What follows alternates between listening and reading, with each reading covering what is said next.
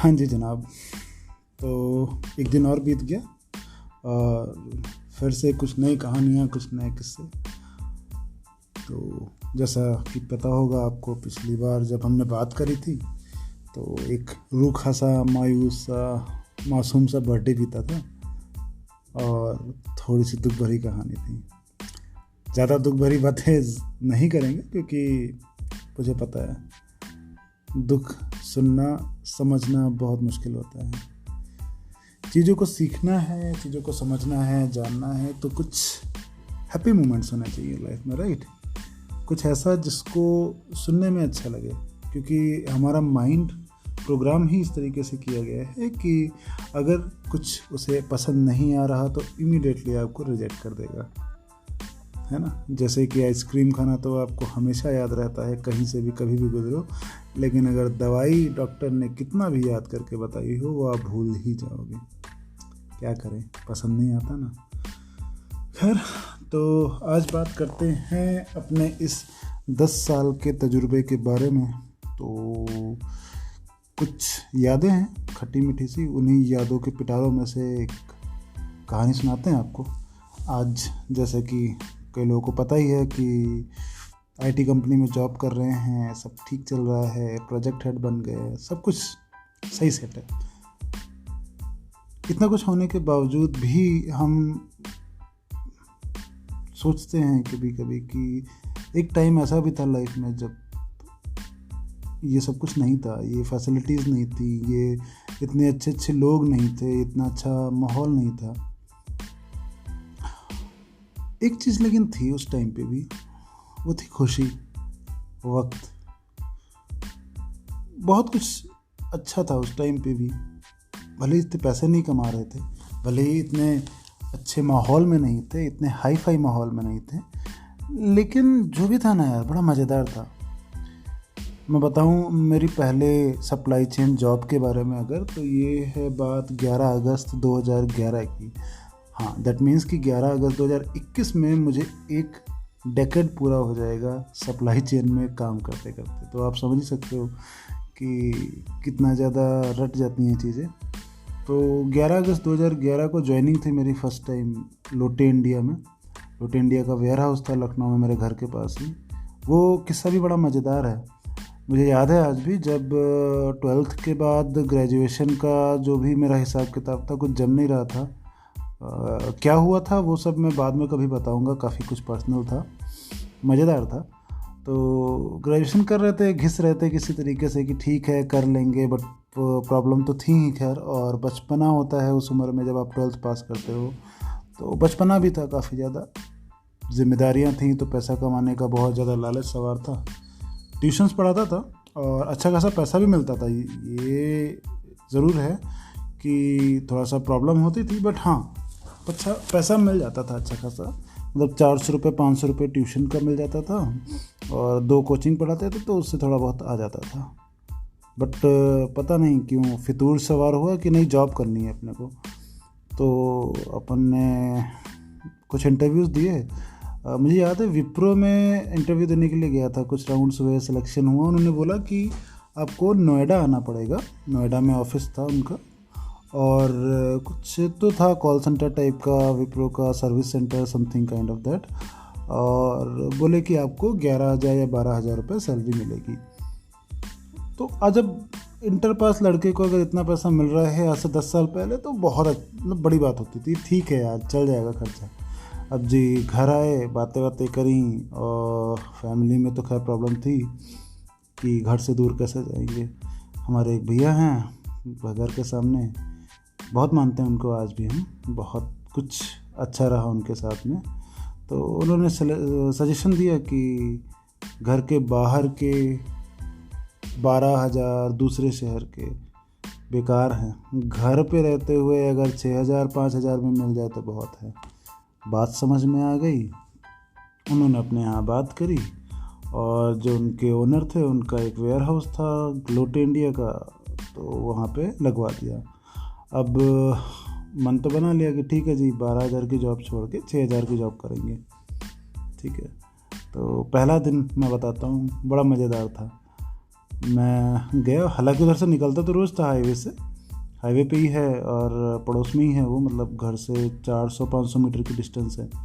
But कभी इतना ध्यान नहीं दिया। उस दिन बारिश हुई थी, मुझे याद है, रात में सुबह सुबह हम पहुँचे तो देखा कि पूरा कैंपस है, बड़ा सा गेट खुला हुआ है और वहाँ पे गोदाम बने हुए हैं बहुत बड़े बड़े। ठीक है, उस कैंपस में बीच में रोड है जहाँ पे 3 ट्रक आप मान के चलो लाइन से खड़े हो सकते हैं पैरेलली, इतनी चौड़ी रोड थी। उस रोड पे एकदम पानी भरा हुआ था, बहुत तगड़ा सा, मे बी 2 से 2.5 फुट, हाँ 2 फुट तो होगा आराम से, इतना पानी भरा हुआ था। और वो भी बाहर से लेके अंदर तक, इंजन चल रहा था, पानी को बाहर फेंक रहे थे। और हमने सोचा कि ठीक है, हो सकता है ये पहला वाला ही ऑफिस हो इस कैंपस में, तो हम अपन वहाँ पे घुस गए। भैया बैठे थे, अकाउंट्स का काम करते थे वो उस टाइम पे, तो उन्हीं के पास जाके बैठ गए। मिश्रा जी से मिले, बड़े अच्छे इंसान, काफ़ी कुछ सीखने को मिला उनसे भी। मिश्रा जी उस टाइम पे लखनऊ के आप समझिए कि हेड थे, पूरा जितने भी 3-3 वेयर हाउस थे, 3-3 कंपनी के वेयर हाउस थे मेरे ओनर के, तो वो सारा काम वही देखते थे। अब मुलाकात हुई जी, बातें आते हो गई, इंटरव्यू वगैरह तो कुछ देना नहीं पड़ा। आप समझो कि बस लगवा दो लड़के को, लड़का तेज है, पढ़ा लिखा है, अंग्रेजी अच्छी जानता है, कर लेगा। हम भी चले गए शौक में, ऐसे ही बचपने में। अब भैया ने बताया कि ऑफिस तेरा ये नहीं, तेरा ऑफिस सबसे लास्ट में है। अब टेंशन बढ़ी कि यार यहाँ तो पानी भरा हुआ, जाएंगे कैसे, और जाएंगे तो ठीक है, क्या रोज़ इसी रास्ते से जाना होगा। बैठे सोचते रहे, कुछ देर बीती, लगभग आधा 1 घंटा। अजय भी आए। अजय भैया बैग में झोला पकड़े हुए है अपना, दिल्ली से सीधे रिटर्न टिकट कटी थी उनकी, ऑफिस के काम से दिल्ली गए थे वो। वापस आए, हाथ मिलाया भैया से, मिश्रा जी से, मुझे बस देखा, भैया को पूछा यही लड़का है। भैया ने कहा हाँ, अरे लड़का एकदम 1 नंबर है, आप लेके जाओ। अब बचपने की बात कह लो समझ नहीं थी तो थोड़ा सा डर भी लगा कि यार नौकरी मिली है, करते हैं जा कर के। अब भैया ने कहा ठीक है भाई, आ जाओ पीछे पीछे। मैंने कहा ठीक है। बाहर निकल के देखा तो इतना फनी सीन था। उन्होंने अपना जीन्स समेटा, जूते हाथ में पकड़े, मोजे उतारे और उसी पानी में किनारे दीवार के सहारे चलते चले गए। वो सिचुएशन इतनी ऑकवर्ड थी, लाइफ में पहली बार ऐसा सिचुएशन पड़ा कि इस टाइप की जगह पे कभी जाए, क्योंकि बड़े शाही तरीके से बचपन बिताया, बड़े ही नवाबे स्टाइल में ज़िंदगी रही हमेशा, जैसी भी रही टूटी फूटी, बट बहुत शौक से जिए। फिर मन में आया यार ये जॉब करें क्या, मतलब सच में ये दिन आ गए। अपने आप से उस दिन सवाल पूछा मैंने कि यार विपिन, इतनी पढ़ाई लिखाई करी, इतना जान लगा दी, इतना टैलेंटेड थे, ये सब होने का क्या फ़ायदा जो तुम इस रास्ते से होकर के नौकरी करने जा रहे हो। हो सकता है उस वक्त अगर मैंने डिसीजन लिया होता, मन बदला होता, तो शायद आज लाइफ कुछ और होती, कहीं और पहुंच गए होते और बेहतर कर रहे होते। लेकिन ठीक है, जहां पहुंच गए किसी तरीके से, वो भी कुछ कम नहीं है। बट हाँ, उस दिन डिसीजन लेना था मुझे और मैंने कहा कि ठीक है, जो होगा देखा जाएगा। उस दिन एक बात समझ में आई। अब जब आज मैं पिछली बातों के बारे में सोचता हूँ तो एक बात समझ में आई कि ऐसी सिचुएशन ना इंसान को हमेशा फेस करनी होती हैं, जहाँ पे उसको डिसाइड करना होता है कि सही और गलत में फ़र्क क्या है। डिसाइड करना होता है कि हाँ या ना बोलनी है, या फिर डिसाइड करना होता है कि ये काम करूँ या ना करूँ।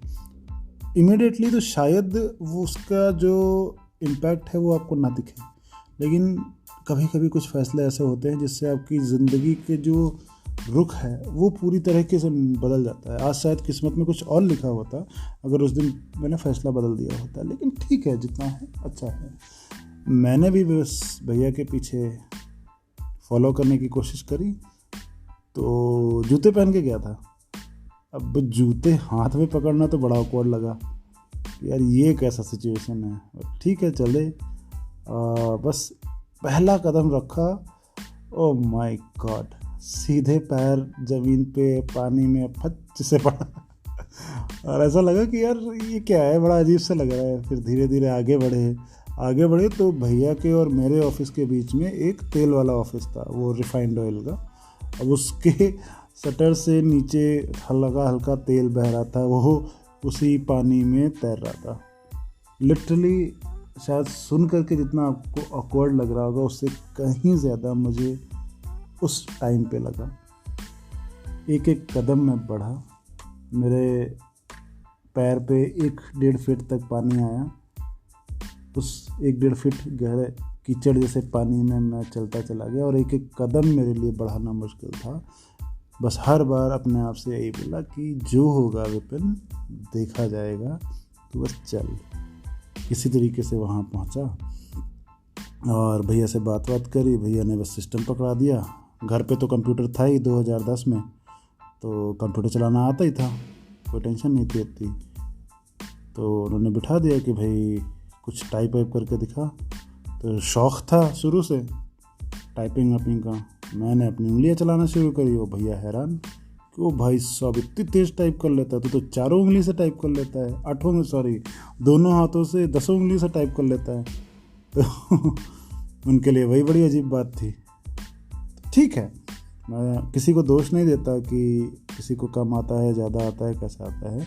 वो शायद कंप्यूटर पे इतने अच्छे नहीं थे, but logistics, transportation, warehousing, inventory management, ये सब तो उनकी टिप्स पे था। मतलब आप ऐसे समझो कि अगला इंसान आपको टिप्स पे ड्राइवरों के नंबर, ट्रांसपोर्टरों के नंबर बता सकता था। टिप्स पे उनको याद था कि जब रूट प्लानिंग करनी होगी तो किस रूट पे कौन सी गाड़ी कितने टाइम जानी है, कितना लोड आएगा। उनको ये पता होता था जब गाड़ी मंगवा रहे होते हैं तो उसमें कितने नंबर ऑफ़ कार्टन्स लोड हो पाएंगे। मतलब वो सब बहुत बड़ी बड़ी बातें थी उस टाइम पे जब मैंने ज्वाइन किया था। इंटरेस्ट था कंप्यूटर में, करते गए, सीखते गए। इनवॉइसिंग करना सीखा, बिलिंग करना सीखा, ऑर्डर लेना सीखा। सेल्स वाले आते थे, ऑर्डर देते थे, वो सब सीखा। इन्वेंट्री के बारे में सीखा, लॉजिस्टिक के बारे में। धीरे धीरे सब कुछ करता है। लकी था कि पहली ही कंपनी में SAP था। अब लोगों को तो लाखों रुपए का सॉफ्टवेयर का कोर्स करना होता है, फिर वो सीख पाते हैं। अब हमारी कंपनी में था तो खुद ब खुद सीख गए। तो ये मेरी पहली कंपनी की ज्वाइनिंग का इंसिडेंट था, बड़ा ही मज़ेदार सा। देखो, जज मत करना कि शुरुआत मेरी ऐसी थी तो आज जहाँ पे हूँ वो कितना अच्छा या बुरा है। कभी भी मुझे नहीं, किसी को भी जज मत करना कि अगर किसी की शुरुआत ख़राब है तो कोई ज़रूरी नहीं है कि सफ़र में उसका अंत भी ख़राब ही हो। आप हमेशा अपने लाइफ के साथ क्या होने वाला है उसके 100% जिम्मेदार होते हो। आपके डिसीजंस पे डिपेंड करता है कि आपकी लाइफ का रुख किधर जाएगा। उस वेयर हाउस पे मैंने 1 साल जॉब करी अकाउंटेंट की तरह। उस 1 साल की जॉब में 3-4 महीने ही मैं अकाउंटेंट रहा और बाकी के 6-7 महीने कंप्लीटली जान लगा करके सब कुछ सीखा। मैंने इतना सीखा कि 1 साल बाद मेरे ओनर के दूसरे वेयर हाउस पे प्रॉब्लम्स हुई, चॉकलेट कंपनी के। वहाँ पे लड़के रुक नहीं रहे थे। 1 साल के अंदर 4-5 लड़के जॉब करके छोड़ के चले गए। और वो मेरा ओनर इतना इम्प्रेस हुआ मेरे काम से कि उन्होंने मुझे डायरेक्ट वहाँ उस चॉकलेट कंपनी के वेयर हाउस को संभालने का ऑफ़र दे दिया। 1 बार नहीं, 2 बार नहीं, 3 बार। पहली बार उन्होंने जब ऑफ़र दिया तो भैया ने मना कर दिया कि नहीं, ये लड़का तो जा ही नहीं सकता है, इसके बिना मेरा काम बंद हो जाएगा, क्योंकि उनकी डिपेंडेंसी बढ़ चुकी थी। दूसरी बार ऑफ़र दिया तो मिश्रा जी के मुंह से मना करा दिया गया कि नहीं, इस लड़के को तो इधर ही रखना है। तीसरी बार जब वो अपॉर्चुनिटी मेरे हाथ में आई तो मैंने सोचा कि मम्मी ने एक्चुअली एडवाइस किया कि जब भगवान कुछ बार बार देने लगे ना तो उसको मना नहीं करते। डिसीजन लिया हमने, कहा देखी जाएगी। अब अगस्त 2012 में हमने वो चॉकलेट कंपनी ज्वाइन करी और उसकी हालत में बताऊं तो पूरा मैनेजमेंट हिला हुआ था।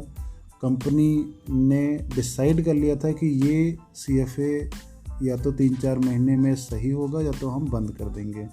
कंपनी की सारा बिलिंग वगैरह पेंडिंग थी, कुछ पेमेंट आया नहीं था, वो सब कुछ डेबिट मारने वाले थे मेरे ओनर को।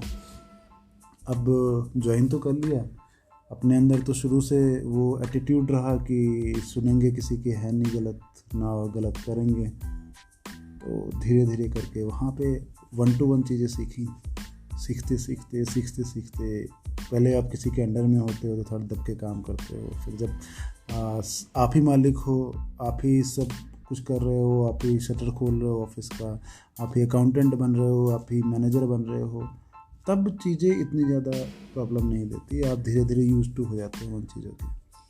तो जी ये सफ़र चला लगभग 4 साल तक, 2015 तक चला एक्चुअली, 2012 से। और मैं आपको बताऊं बहुत कंफर्टेबल हो गया था उस जॉब में। जब मैं अकाउंटेंट था मैं वहाँ भी बहुत कंफर्टेबल हुआ, मैंने बिल्कुल ध्यान देना छोड़ दिया। उस 6,000 रुपये की जॉब में मैं इतना कंफर्टेबल था कि मुझे कोई टेंशन ही नहीं रही, मेरे को पता ही नहीं चला कि मेरा 1 साल बीत चुका है। वो इम्पोर्टेंट 1 साल जब मैं कुछ सीख सकता था, मैं कुछ कर सकता था। उसके बाद ये 4 साल लगभग 2012 से लेकर 2015 तक ये भी कैसे बीत गए पता ही नहीं चला। इस दौरान बहुत सारे एक्सपीरियंसेस हुए हैं, वो आपसे धीरे धीरे शेयर करूँगा मैं।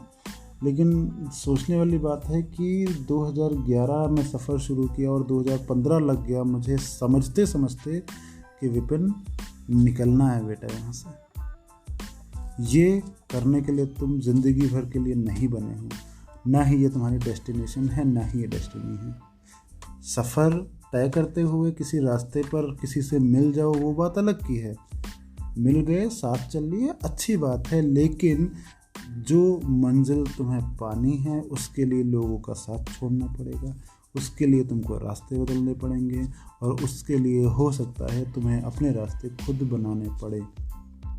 बहुत लोग तुम्हारे अगेंस्ट भी आएंगे, बहुत लोग तुम्हारा विरोध करेंगे, बहुत लोग तुमको मना भी करेंगे कि उस रास्ते जाना नहीं, कुछ नहीं रखा। भाई मैं आपको बताऊं, ये मना जो आपको कर रहे हैं वो या तो उस रास्ते पे कभी गए नहीं, या तो वो गए हैं तो वो खुद फेल होकर के वापस आए हैं। और मैं आपको ये भी बताऊं कि अगर कोई उस रास्ते पर जाके फेल होके आया है और ये बोलता है आपसे कि देख मैं उस रास्ते पे चल चुका हूँ और मैं फेल हुआ था और उस रास्ते पर फेलियर के अलावा कुछ नहीं, तो वो कोरा झूठ है, सफ़ेद झूठ। क्यों? क्योंकि वो फेलियर उसके लिए था। कोई ज़रूरी नहीं है कि सेम रास्ते पर चलने पर आपको भी फेलियर ही मिले, क्योंकि आज की डेट में आप नज़र उठा के देखो, सोच के देखो बस किसी भी रास्ते के बारे में, तो आपको मिलेगा कि हर फील्ड में, हर रास्ते में, हर डेस्टिनेशन पर सक्सेसफुल लोग भी हैं और अनसक्सेसफुल लोग भी हैं। तो ये कहना कि रास्ता ख़राब है, ये कहना कि वो फील्ड ख़राब है, बिल्कुल गलत है। सही बात ये होगी कि कोई पर्टिकुलर फील्ड, कोई पर्टिकुलर रास्ता किसी पर्टिकुलर इंसान के लिए ख़राब है और किसी पर्टिकुलर इंसान के लिए अच्छा। वो पता तभी चलेगा आपको कि आपके लिए कौन सा रास्ता सही और कौन सा गलत है, जब आप खुद चल के देखोगे। तो बस ये कुछ एक्सपीरियंसेस में से एक कहानी थी मेरी कि अकाउंटेंट, वो कीचड़, वो बरसात का पानी, वो ट्रांसपोर्टेशन, वो वेयर हाउस, वो इन्वेंट्री, दुनिया भर की चीज़ें, फिर मैनेजर वेयर हाउस के, बाबूजी की नौकरी, हर ड्राइवर हर ट्रांसपोर्टर बाबूजी बाबूजी कर रहा है, बिल्कुल ऐश कट रही है, कंफर्टेबल हैं। और उसके बाद फिर एक डिसीजन कि ना, कुछ नया करना है, कुछ बड़ा करना है, ये करने के लिए बने ही नहीं। और मैं आपको बताऊं, सारा कुछ जो सेट हो रखा था, जो कंफर्ट हो रखा था, सब कुछ छोड़ के मैं दिल्ली चला गया। दिल्ली आया 2015 दिवाली के टाइम पर। वो डिसीजन आसान नहीं था, बहुत मुश्किल था। कुछ भगवान ने हिम्मत दे दी और चले आए। जितना मुश्किल डिसीजन था ना, उसका रिवॉर्ड भी उतना ही बड़ा है। आज मुझे 1% भी रिग्रेट नहीं है कि मैंने वो जॉब छोड़ करके दिल्ली आया, स्ट्रगल किया, या जो भी मेरे बीच में जर्नी रही, क्योंकि मैंने डिसीजन लिया। क्योंकि अपने आप को मैंने ये समझाया कि विपिन, ये ज़िंदगी तुम्हारे लिए नहीं बनी है, तुम कुछ और करने के लिए बने हो। अब इस बात से जज मत करना कि एक कीचड़ भरे वेयर हाउस पे जॉब करने गया था, मतलब कुछ अरे ये तो ऐसे ही होंगे। भाई साहब, BHU में BSc में सिलेक्शन हुआ था, इंडिया रैंक पर मैंने एग्ज़ाम दिया था।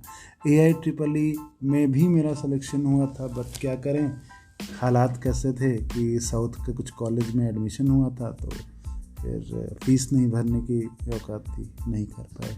10th में टॉपर थे अपने कॉलेज के, टॉपर के सेकंड रैंकर थे, तो वो भी 2-4 नंबर से कुछ पीछे रह गए थे। और 12th में तो खैर कहानी अलग थी, बट अपने को इतना कॉन्फिडेंस था कि कुछ बहुत बड़ा करेंगे। आज भी याद है जब 11th में मार्क्स ख़राब आए थे और 12th में प्रमोट ही हुए थे। कैलकुलस की हमारे यहाँ यूपी बोर्ड में ना मैथ में 6 किताबें चलती थी टोटल 11th 12th मिला करके, तो उनमें से एक कैलकुलस सबसे मोटी किताब थी। 1 महीने के अंदर वो किताब ख़त्म करी थी जब जुनून सवार हो गया था। तो ये तो पता था, कॉन्फिडेंस था कि मैं कर सकता हूँ। जब मैं 11th में था 12th की बुक्स सॉल्व कर रहा था, जब मैं 12th पहुँचा तो मैंने IIT की बुक्स को प्रिपरेशन के लिए यूज़ करना शुरू कर दिया। SC वर्मा और पता नहीं कौन कौन सी किताबें पढ़ना शुरू कर दिया। इंग्लिश मीडियम की किताबें पढ़ता था जबकि मैं हिंदी मीडियम का बच्चा था। वो टैलेंट तो मुझे कॉन्फिडेंस आ गया था कि मेरे अंदर टैलेंट है, लेकिन ज़िंदगी के कुछ साल थे 4-5 जब ये एहसास से दूर हो गए थे, क्योंकि कंफर्टेबल इतना हो गए थे। सुबह जाते थे 10 बजे, आराम से बैठते थे, कोई प्रेशर नहीं, टेंशन नहीं। 12-1-2 बजे के आसपास अपना 1-1:30 बजे लंच करने आए, घर पे आराम किया आधे घंटे आराम से करके, फिर 3 बजे तक ऑफिस गए, फिर 6-7 बजे तक काम किया। मंथली क्लोजिंग हुआ करती थी तो एक हफ्ते का प्रेशर रहता था जब 12-1 बजे तक काम करते थे, वो भी अलग ही नशा था काम करने का। तो कहानी बस ये इतनी सी है कि ज़िंदगी बदलनी है तो डिसीजंस तो लेने पड़ेंगे। और दूसरी बात, कंफर्टेबल होने से ज़िंदगी नहीं बदला करती, और ना ही इस बात से कि सिर्फ कोशिश कर रहे हैं ज़िंदगी बदलने के लिए। जो चाहिए वो कभी नहीं मिलता, जो चाहिए ही चाहिए बस वही मिलता है। मिलते हैं अगली कहानी में। अपनी ज़िंदगी का कुछ और एक्सपीरियंस शेयर करूँगा, और धीरे धीरे आपके साथ कुछ प्रोफेशनल बातें भी होंगी ताकि आप कुछ सीखो, कुछ जानो, कुछ समझो, और कुछ रहे तो शेयर करना। चलो मिलते हैं, मज़े करो।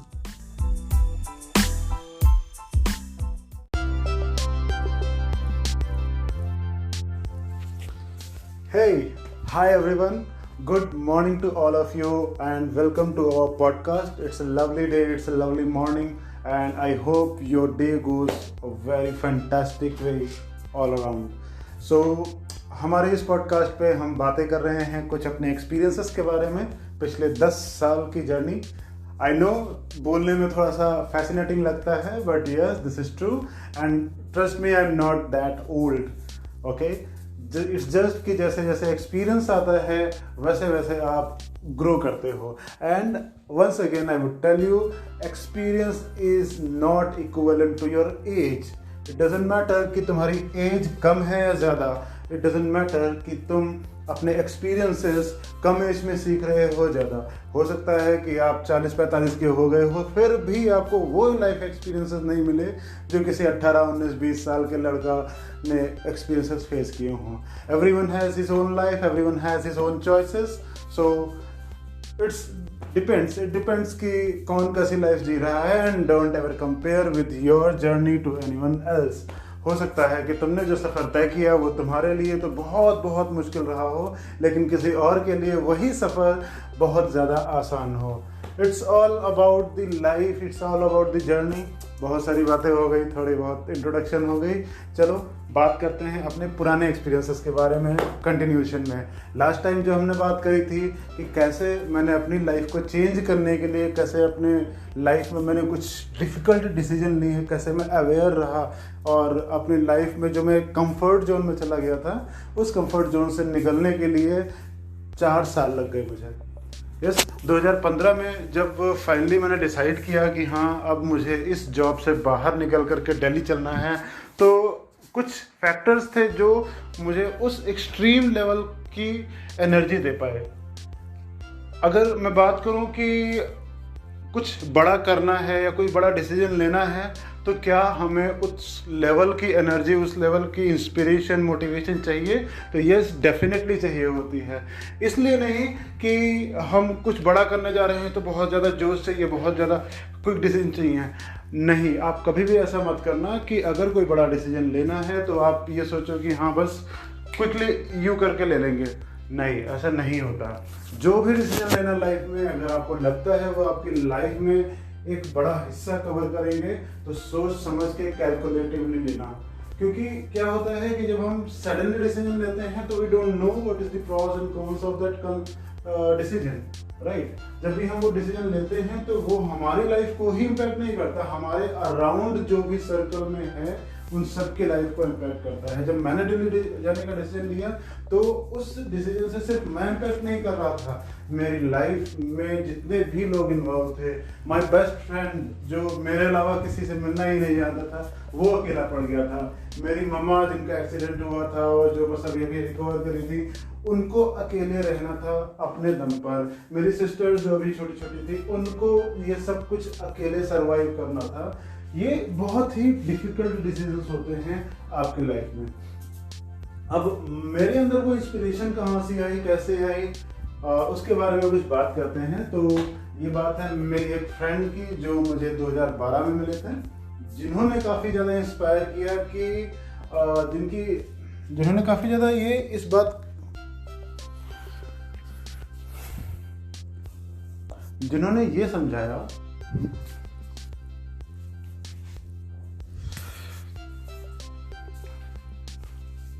एज अ मैनेजर जब मैं जॉब कर रहा था, एज अ लीडरशिप के रोल पर जब मैं जॉब कर रहा था, तो एक चीज़ मुझे बहुत पहले से क्लियर हो गई थी कि when you are at a leadership role, whether it is a personal life, it is in your professional life, तो आपको बहुत ज़्यादा जिम्मेदारियाँ निभानी पड़ती हैं, not in terms of the working but in terms of your character also. क्योंकि अगर आप लीडरशिप रोल में हो तो भले ही आपको ये लगता है कि आपको कोई नहीं देख रहा है या आपको कोई अकाउंटेबिलिटी नहीं है, बट यू नेवर नो कि कौन कब आपसे इंस्पायर हो जाए या कौन कब आपकी बातों से हर्ट हो जाए और ज़िंदगी में कुछ ना करने का डिसीजन ले ले, या फिर कौन इतना इंस्पायर हो जाए कि अपनी ज़िंदगी ही बदल के रख ले। मेरी लाइफ में भी मेरे बॉस थे, मैं बहुत रिस्पेक्ट से उनका नाम लेता हूँ आज भी।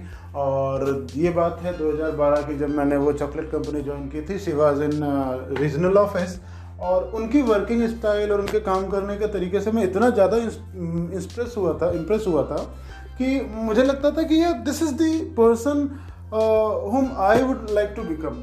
आप सबके साथ जल करके भी रखते हो, आप अपनी टीम को बॉन्ड करके भी रखते हो, और आप सारा प्रेशर हैंडल भी करते हो, and you never let other know कि you are in a pressure.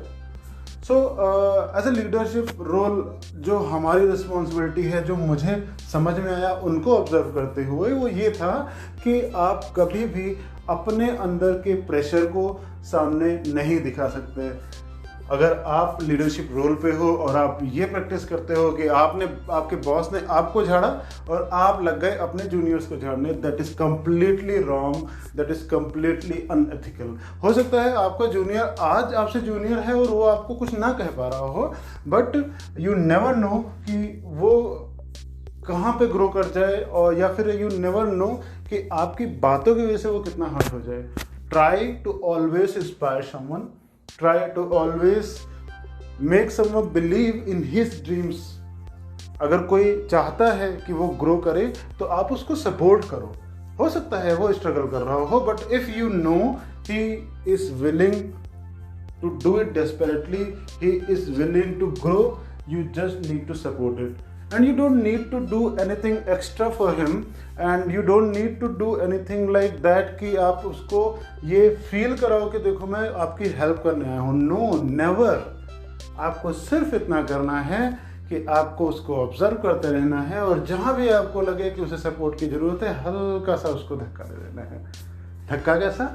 आगे की ओर बढ़ने का, है ना। क्योंकि लोग पीछे खींचने के लिए बहुत मिल जाते हैं। किसी भी इंसान को ग्रो करते हुए देखोगे अगर, तो उसके चाहने वालों से ज़्यादा उससे चिढ़ने वालों की लाइन लगी पड़ी है। स्पेशली हम जब प्रोफेशनल लाइफ में अपने करियर में ग्रो कर रहे हैं, तो हर टाइम किसी ना किसी ऐसे सिचुएशन में होते हैं जब एक साथ कई लोगों की नज़रें हम पे होती हैं और वो ये चाहते हैं कि ये ग्रो करने के बजाय ये फेल हो जाए। Like there is a situation कि लोग बस वेट कर रहे हैं कि बेटा तुम फेल हो और हम खड़े होंगे सबसे पहले ताली बजाने के लिए। This is the life and you don't need to complain about it.